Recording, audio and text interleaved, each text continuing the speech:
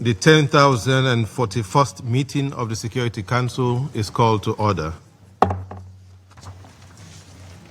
The provisional agenda for this meeting is the situation in the Central African Republic. The agenda is adopted. In accordance with Rule 37 of the Council's Provisional Rules of Procedure, I invite the representative of the Central African Republic to participate in this meeting. It is so decided. The Security Council will now begin its consideration of item 2 of the agenda. I wish to draw the attention of Council members to document S/2025/649, the report of the Secretary General on the Central African Republic. Members of the Council have before them document S/2025/737, the text of a draft resolution submitted by France. The Council is ready to proceed to the vote on the draft resolution before it. I now give the floor to those members of the Council who wish to make statement before the vote. I give the floor to the representative of France. Merci. Thank you, Mr. President. President, I welcome the representative of the Central African Republic in the chamber today. The text we'll be voting on shortly calls for the renewal of MINUSCA's mandate for 1 more year. This text marks an inflection point in the action being taken by the Council and the international community with a view to supporting the stabilization of the CAR.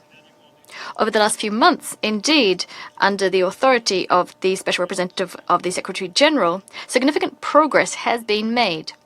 Through this resolution, thanks to it, MINUSCA will be able to continue its action across the priority areas. This involves the holding of elections, the protection of civilians, the extension of state authority across the entire territory of the CAR, and the implementation of the peace process.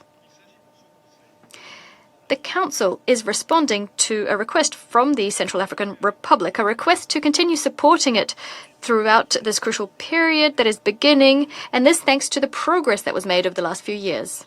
The challenge is to ensure the sustainable restoration of peace and security in the CAR.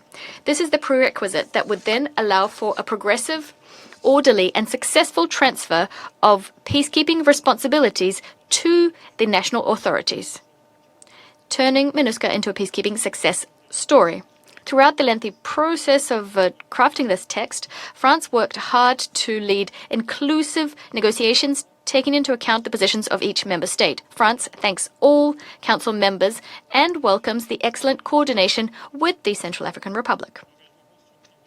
The constructive engagement of all in these discussions meant that we managed to achieve a balanced and consensual text as much as possible.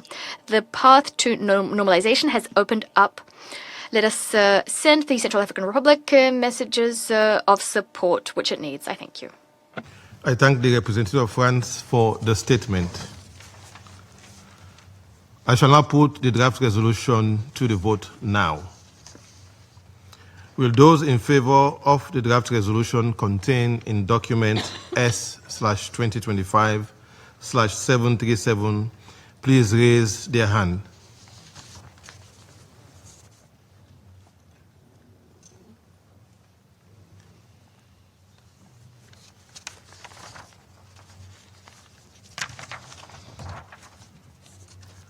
Those against? Abstention.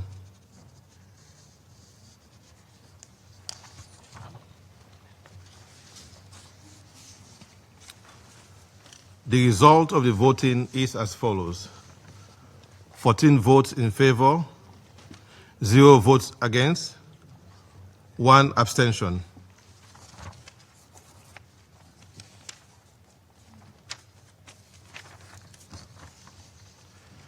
The draft resolution has been adopted as Resolution 2800.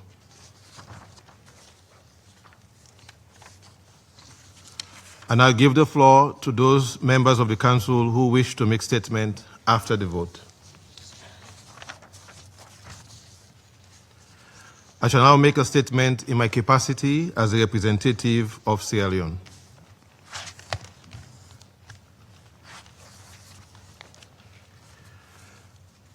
Colleagues, I have the honor to deliver this statement on behalf of the A3+ members, namely Algeria, Guyana, Somalia, and my own country, Sierra Leone.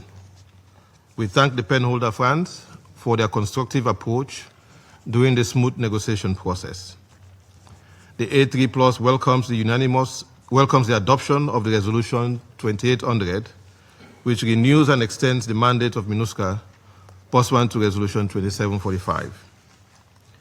We are particularly pleased that this Council continues to demonstrate such unity on the activities of MINUSCA, which is reflective of significant progress on the ground over the past year.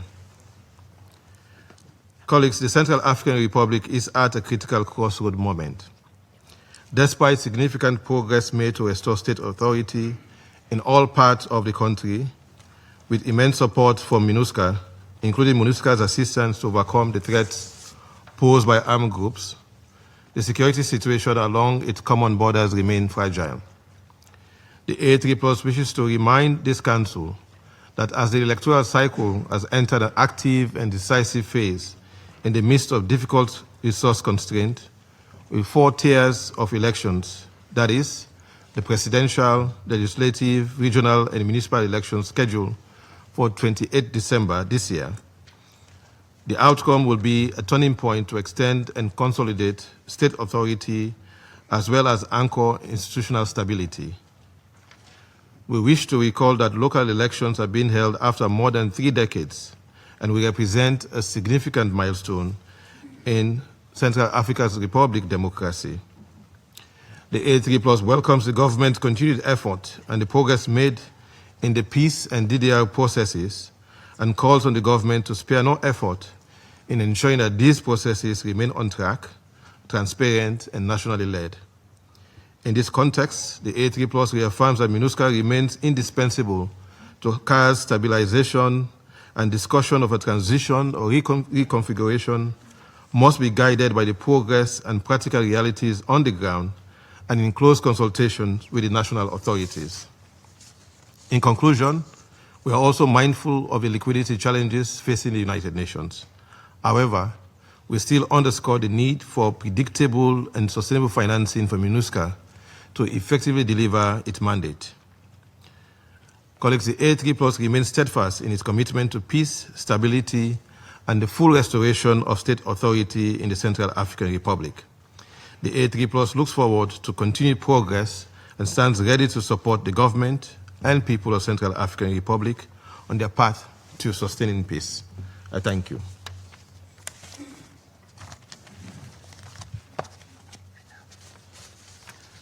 I resume my function as President of the Council. I now give the floor to the representative of Pakistan. Thank you, Mr. President. Pakistan thanks France as the penholder for its commendable efforts on this important resolution. Pakistan voted in favor of the resolution.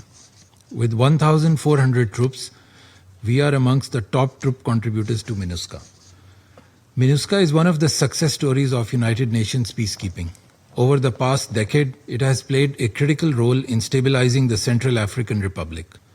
Through its multidimensional approach, combining political engagement, protection of civilians, DDR, electoral support, extension of state authority, and assistance to national institutions, MINUSCA has embodied the very essence of multidimensional peace operations. Cooperation between the mission and the host authorities has also remained exemplary. Pakistan hopes that the mission's transition discussions within the Security Council and with the host government will be guided by ground realities, national priorities, and the imperative of preserving the gains achieved over the past decade through immense sacrifice. The focus should remain on a careful and conditions-based transition, not risking reversal through undue haste or external pressures. Mr. President, maintaining international peace and security is the core responsibility of this Council under the UN Charter. United Nations peacekeeping remains the most effective and visible instrument at the Council's disposal to fulfill that mandate. MINUSCA is a clear example that peacekeeping works. This vital instrument must be employed effectively to advance political solutions, protect civilians, and preserve stability. It must remain a collective endeavor. I thank you. I thank the representative of Pakistan for the statement. I give the floor to the representative of the United States. Thank you, Mr. President. The United States also appreciates France's efforts to incorporate our position into this resolution. Unfortunately, we do not believe that a one-year extension of the mandate or the reduction in the troop ceiling accurately reflects a number of priorities of this council and the situation on the ground, and for that reason, we must abstain. The Central African Republic, we agree, is at a pivotal time. With upcoming elections, the country stands at an important milestone on the path to peace, stability, and prosperity. Given this, the United States proposed extending MINUSCA's current mandate for 6 months.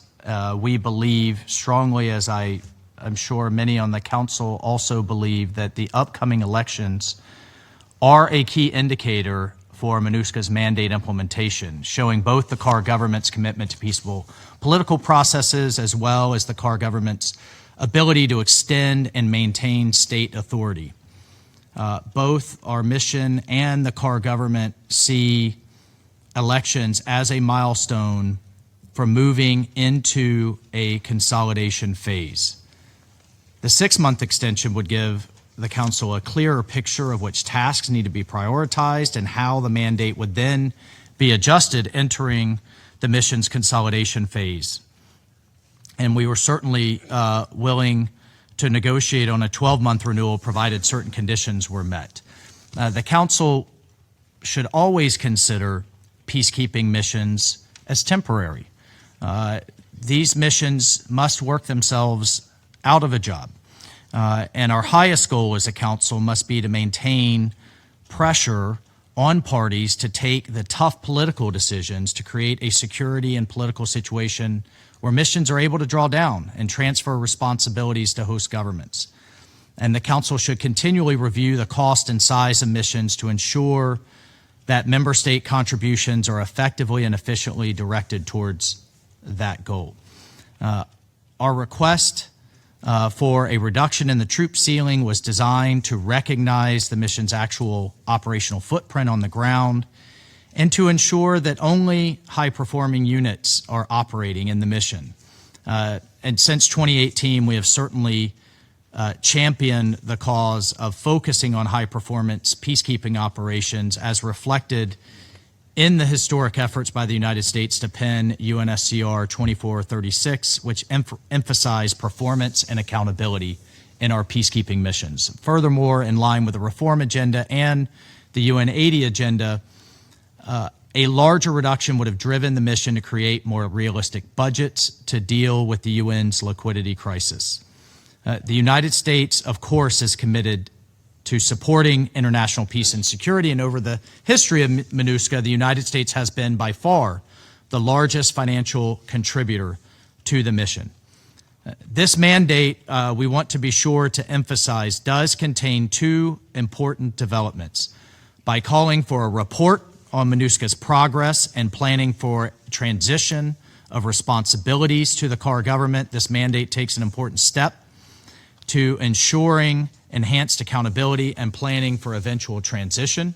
And additionally, we are pleased to see the Council express its firm intent to review troop ceiling numbers after the completion of elections in CAR. Peacekeeping missions must adapt to the conditions on the ground, and as a council, we must continue to work to ensure the mission and the CAR government are working together to an eventual drawdown and transition of responsibility as conditions permit.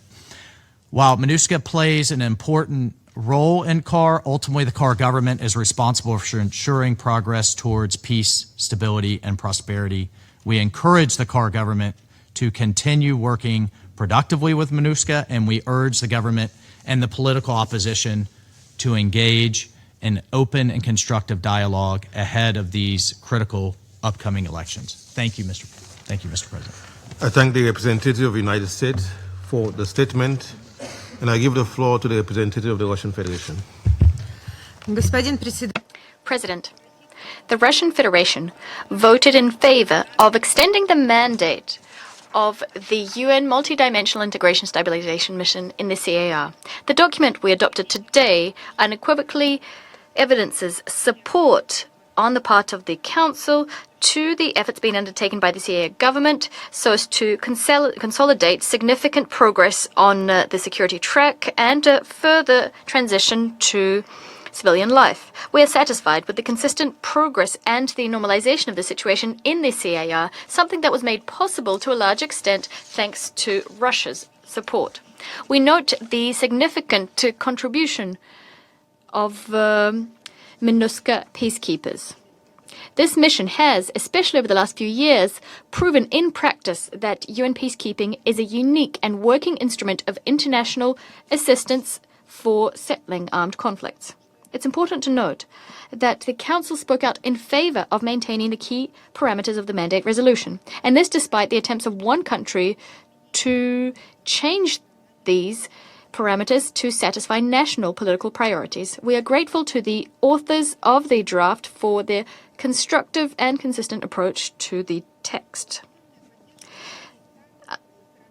Full support from the CAR government for the CAR government on the part of the mission is particularly important during the electoral period. Without a doubt, this period will be completed and will turn a page on this tragic period in the CAR's history, opening up the way for a responsible and gradual shift in focus in international support towards development. We stand ready to continue supporting our Central African friends on this arduous path, and we wish them every success as they undertake the upcoming general election. I thank you. I thank the representative of Russian Federation for the statement. I give the floor to the representative of China.